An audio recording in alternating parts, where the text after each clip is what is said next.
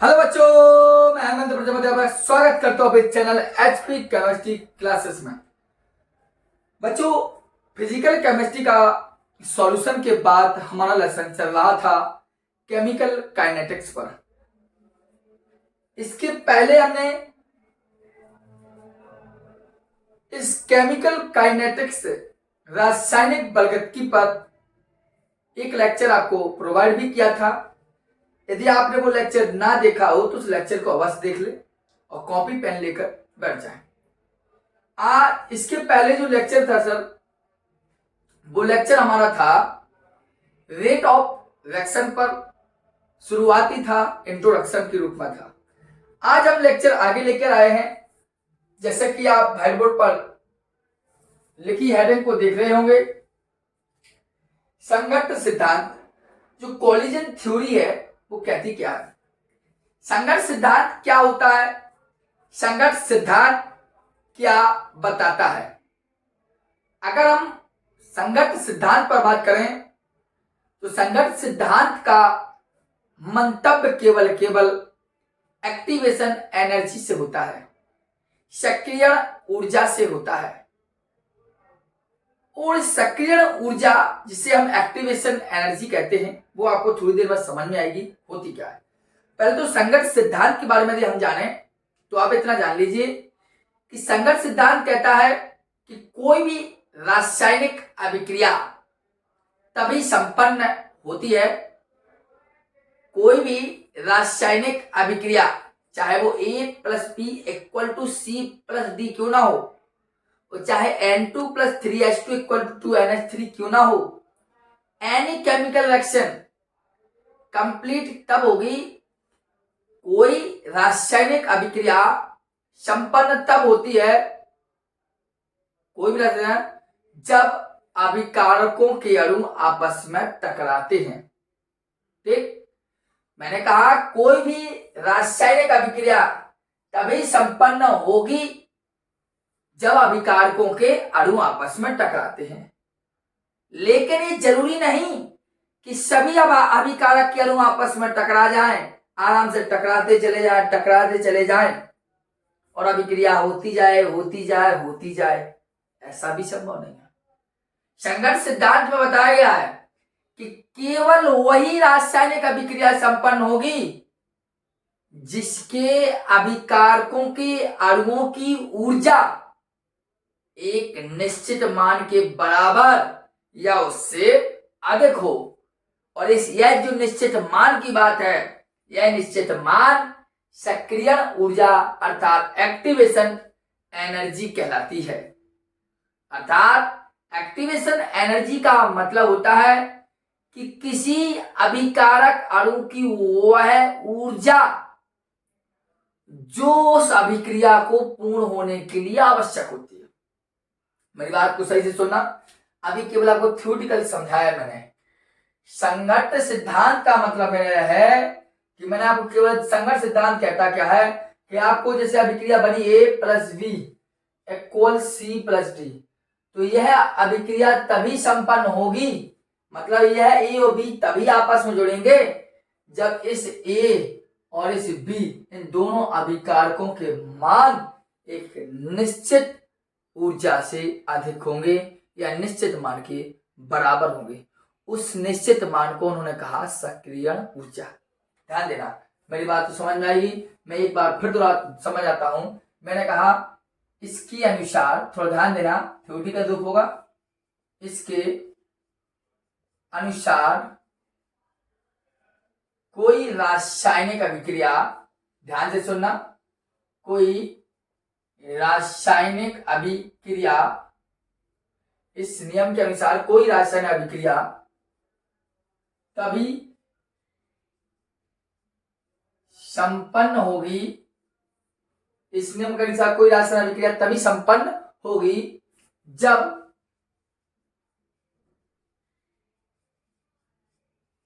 अभिकारकों के अणु आपस में टकराएंगे। इसको ध्यान देना, मतलब इनके अनुसार है कि कोई रासायनिक अभिक्रिया तभी संपन्न होगी जब दो अभिकारकों के अणु आपस में टकराएंगे। परंतु फिर क्या कहते हैं सर, परंतु सभी अभिकारकों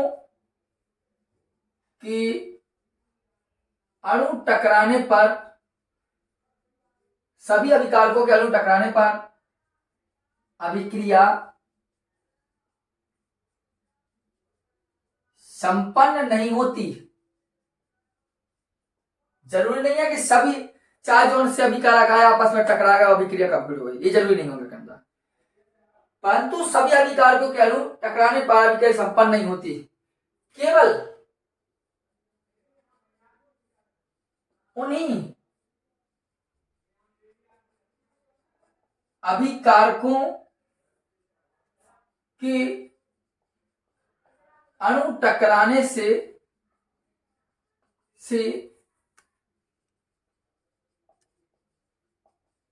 अभिक्रिया संपन्न होती है। केवल उन्हीं अभिकारकों के अणु टकराने से अभिक्रिया संपन्न होती है जिनका निश्चित मान हो, जिनका एक निश्चित मान हो, या जिनका एक निश्चित मान हो, अर्थात यह मान निश्चित मान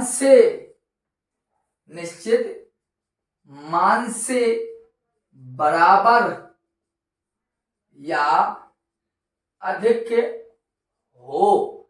यह निश्चित मान, सुनना मेरी बात को, यह निश्चित मान सक्रिय ऊर्जा, ध्यान देना इतनी बात को, सक्रिय ऊर्जा कहते हैं। मेरी बात को दोबारा सुनना, इतनी आपकी थ्योरी जो लिखी है, क्योंकि लिखना भी पड़ेगा इससे आप नोट कर सको। मैंने कहा संघर्ष सिद्धांत कहता है कि कोई रासायनिक अभिक्रिया तभी संपन्न होगी, कोई भी रासायनिक तभी संपन्न होगी जब अभिकारकों के अणु आपस में टकरा जाएंगे। फिर कहते हैं कि आवश्यक नहीं कि सभी अभिकारकों के अणु आपस में टकराएंगे और अभिक्रिया संपन्न होगी। केवल उन्हीं अभिकारकों के अणु आपस में टकराए जिनका मान एक निश्चित मान के बराबर या उससे अधिक होता है। यह निश्चित मान एक्टिवेशन एनर्जी कहलाता है, जो कि आपके सामने स्पष्ट रूप से मैंने लिखा है। आप कहोगे सक्रिय ऊर्जा क्या है सर, तो ध्यान देना यहां मैं लिखता हूं सक्रिय ऊर्जा, एक्टिवेशन, ध्यान देना मैं लिखा एक्टिवेशन एनर्जी, अर्थात मैं लिखता हूं कि अभिकारक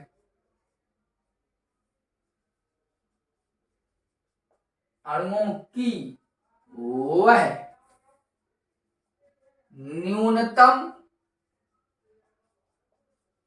अतिरिक्त ऊर्जा जो अभिकारक अणुओं की वह न्यूनतम ऊर्जा जो अभिक्रिया में थोड़ा रॉन्ग है, जो अभिक्रिया में भाग लेने के लिए आवश्यक होती है। इसको आप ध्यान देना। मतलब अगर क्वेश्चन पूछा जाए कि सक्रिय ऊर्जा क्या है, तो वो लिखा है कि अभिकारक अणुओं की वह न्यूनतम अतिरिक्त ऊर्जा जो अभिक्रिया में भाग लेने के लिए आवश्यक होती है। मतलब वह कम से कम और अधिक ऊर्जा जो किसी रासायनिक अभिक्रिया को पुश कर सके, जो किसी रासायनिक को पूर्ण करा सके। इसी कहा कि अभिकारक अणुओं की वह न्यूनतम अतिरिक्त ऊर्जा जो किसी रासायनिक अभिक्रिया के पूर्ण करने में भूमिका निभाती है, वही कहलाती है आपकी सक्रिय ऊर्जा। जो अभिक्रिया को पूर्ण कराने में भाग लेगी वही कहलाती है आपकी सक्रिय ऊर्जा। ठीक है, तो इतना आपको आशा करते हैं कि समझ में आया होगा। नोट भी कीजिए आप इसको।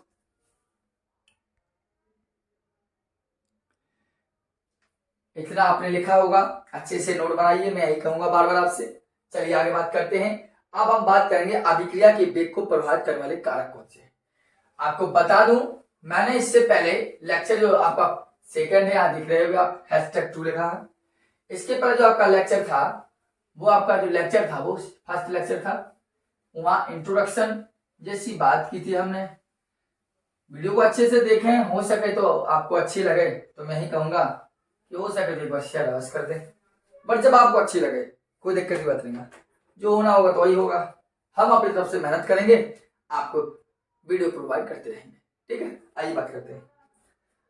अब हम बात करते हैं आपसे आगे कि आगे की यदि हम बात करें तो सर कॉमन से मैंने कहा हेडिंग डालेंगे अभिक्रिया के वेग को प्रभावित करने वाले कारक। जो अभिक्रिया है उसके वेग को कौन कौन से कारक या कौन कौन से फैक्टर हैं जो प्रभावित करते हैं। पहली बात, वेग को प्रभावित करने वाले कारक के पहले हम जो आपको पिछले दौर में पढ़ाया था, जैसे कि लियर रिएक्शन N2, लियर reaction 3H2 equal to 2NH3। इसके लिए रेट ऑफ रिएक्शन ज्ञात करनी हो, अर्थात अभिक्रिया का वेग इसके लिए ज्ञात करना हो तो कैसे ज्ञात करते हैं। अर्थात रेट ऑफ रिएक्शन को लिखते हैं हम स्मॉल r से, अर्थात अभिक्रिया के वेग को हम लिखते हैं स्मॉल r से। स्मॉल r बराबर क्या होता है, अभिकारक का भी निकालते हैं, इस अभिकारक का भी निकालते हैं, इसका भी निकालते हैं। यदि नाम समान बनता हो तो लेक्चर फर्स्ट अवश्य देख लीजिए। ठीक है, N2 परसों आपको लेक्चर फर्स्ट दिया था मैंने, नहीं कल ही दिया था मैंने लेक्चर फर्स्ट, आज ही सेकंड लेक्चर है। तो इसकी का अभिकारक तो एक्टिवेशन होगा, लेकिन क्या परिवर्तन के साथ लगाते हैं del N2 upon del T। अभिकारक होता है इसलिए -6 लगाते हैं। अब फिर बराबर लगा दीजिए क्योंकि आर ही होगा, del H2 capital upon del T।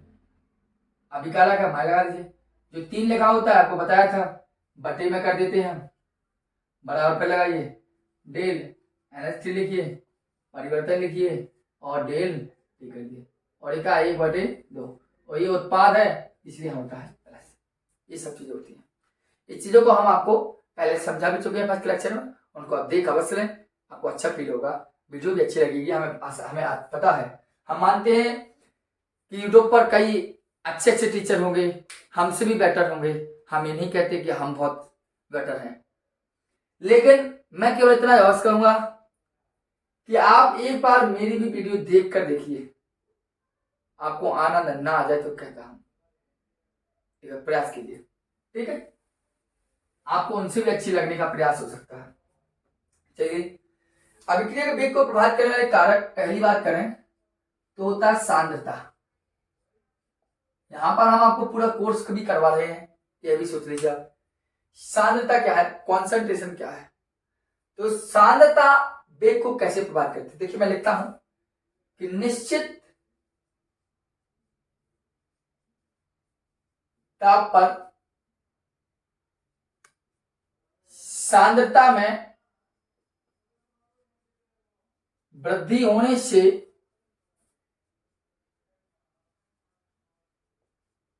अभिक्रिया का वेग बढ़ जाता है। ठीक, मैंने कहा निश्चित ताप पर सांद्रता में यदि वृद्धि होगी उस समय क्या होगा, अभिक्रिया का वेग बढ़ जाएगा, रेट ऑफ रिएक्शन इंक्रीज होगा, अभिक्रिया का वेग क्या हो जाता है, बढ़ जाता है। क्यों बढ़ जाता है, क्योंकि इकाई आयतन में, क्योंकि इकाई आयतन में अभिकारकों के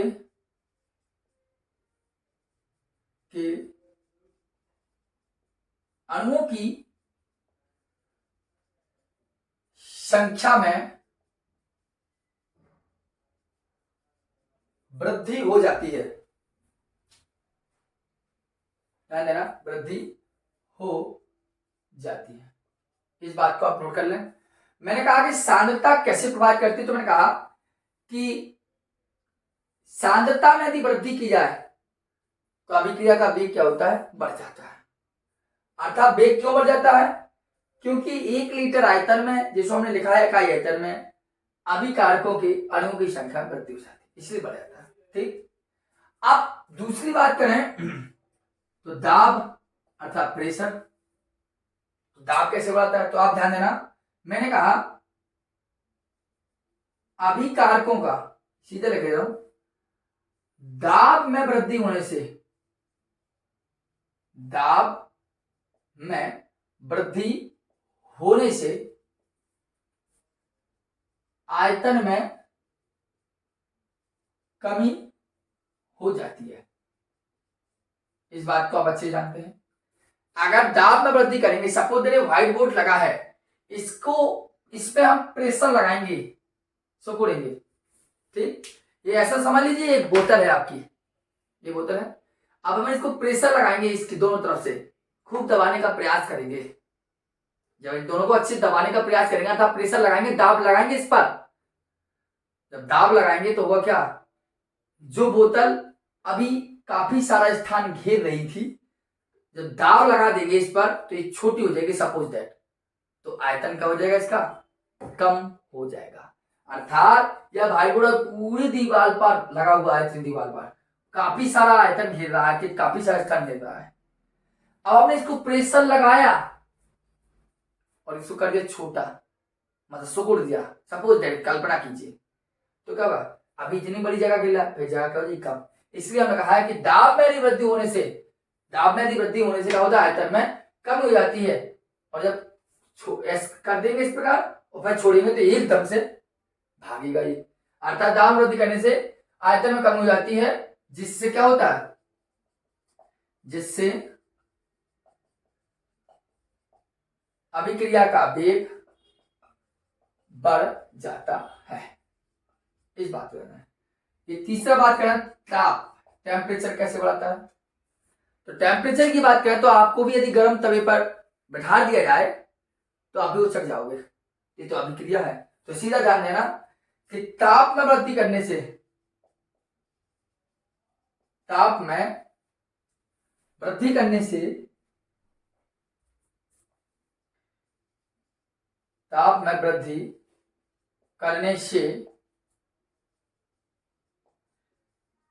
अभिक्रिया का वेग बढ़ जाता है। इस बात को आप ध्यान दीजिए। तो मैंने कहा अभिक्रिया के वेग को प्रभावित करने वाले कारक जो थे, उसमें मैंने कहा है यदि आप टेम्परेचर वृद्धि कर देते हैं तो अभिक्रिया का वेग बढ़ जाता है। रिटर्न मिल रहा है, समझ लीजिए, आपको लिखा लिखा, आप इसको अच्छे स्क्रीनशॉट ले लीजिए और स्क्रीनशॉट बड़े लेके आप अच्छे से लिख लीजिए। आपका कोर्स कंप्लीट हो रहा है, आपको क्या चाहिए और बताइए। ठीक, अब हम लास्ट पर बात करेंगे, लास्ट सांद्रता मतलब अभिक्रिया के वेग पर बात करेंगे, जो 4th नंबर का है, वो है आपका उत्प्रेरक।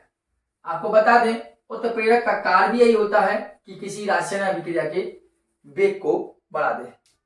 तो ये तो आप पहले भी पढ़ चुके होंगे, नहीं पढ़ चुके तो हम पढ़ाएंगे आपको। कैटालिस्ट, उत्प्रेरक की बात करें तो उत्प्रेरक का मतलब होता है अभिक्रिया के वेग को बढ़ाएंगे या घटाएंगे। तो उत्प्रेरक 2 टाइप के हो सकते हैं आपके, एक तो हो सकता है धनात्मक उत्प्रेरक, एक हो सकता है ऋणात्मक उत्प्रेरक।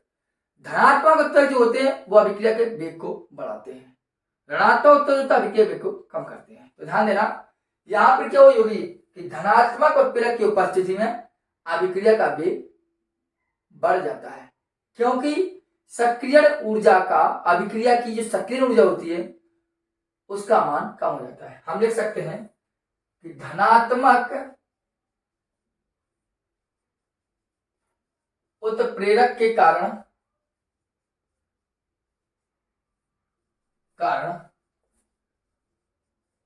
अभिक्रिया का वेग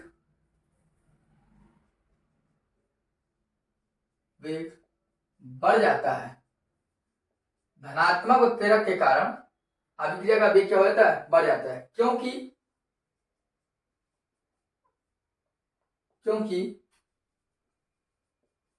अभिक्रिया के सक्रियण ऊर्जा का, क्योंकि सक्रियण ऊर्जा का मान कम हो जाता है। इस बात को आप ध्यान दीजिए, ठीक है।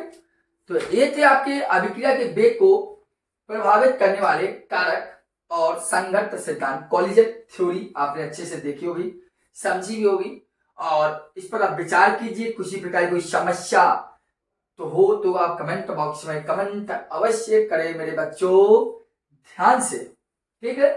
इसको आप विचार कर लीजिए, समझ लीजिए, और नेक्स्ट लेक्चर जो लेकर आएंगे वो थोड़ा बड़ा होगा और धांसू भी होगा। अभी थोड़ा थ्योरेटिकल था तो आपको अच्छा फील नहीं होगा, लेकिन आशा करते हैं आप इसका नोट कर लीजिए, ठीक है। तो चलते हैं, फिर मिलते हैं। जय हिंद।